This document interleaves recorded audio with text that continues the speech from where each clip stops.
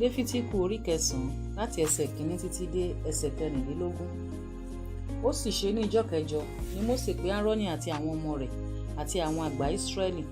Ó sì wí fún Áárónì pé, mú ọmọ akọ màlúù kan fún ẹbọ ẹ̀ṣẹ̀ àti àgbò kan aláìlábùkù fún ẹbọ sísun, kí o fi wọ́n rúbọ níwájú Olúwa.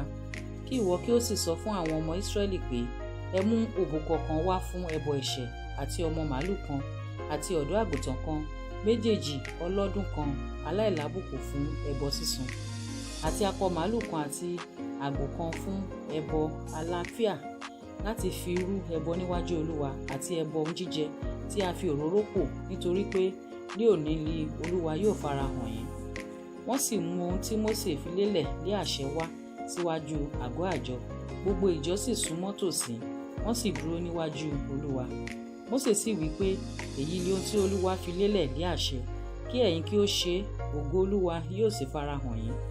Mósè sì sọ fún Áárónì pé, súnmọ́ pẹpẹ kí o sì rú ẹbọ ẹ̀ṣẹ̀ rẹ̀ àti ẹbọ sísun rẹ̀, kí o sì ṣètùtù fún ara rẹ àti fún àwọn ènìyàn, kí o sì rú ọrẹ ẹbọ àwọn ènìyàn, kí o sì ṣètùtù fún wọn bí Olúwa ti fi àṣẹ lélẹ̀.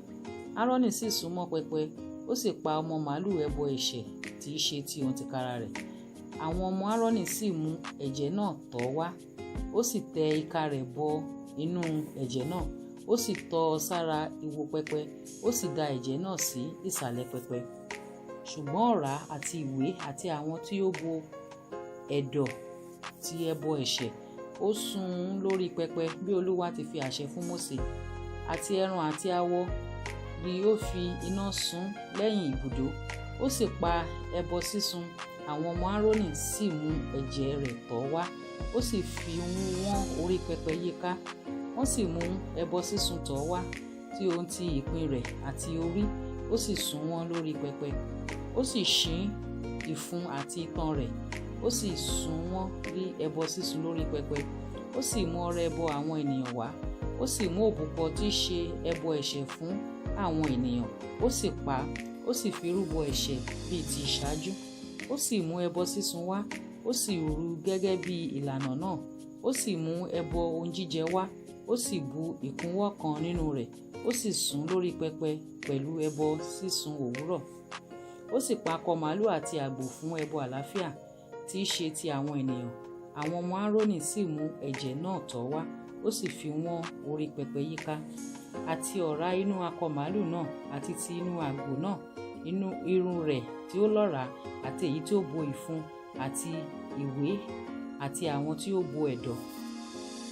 Wọ́n sì fi ọ̀rá náà lé orí ìgẹ̀ wọn nì, ó sì sun ọ̀rá náà lórí pẹpẹ.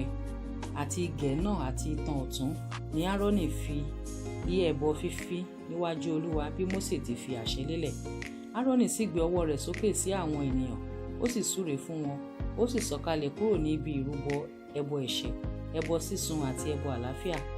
Mósè àti Áárónì sì wọ inú àgọ́ àjọ, wọ́n sì jáde, wọ́n sì súre fún àwọn ènìyàn.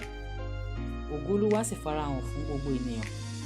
Iná kan sì ti ọ̀dọ̀ Olúwa jáde wá, ó sì jó ẹbọ sísun àti ọ̀rá orí pẹpẹ náà. Nígbà tí gbogbo àwọn ènìyàn rí i, wọ́n hó, wọ́n sì dojúbolẹ̀.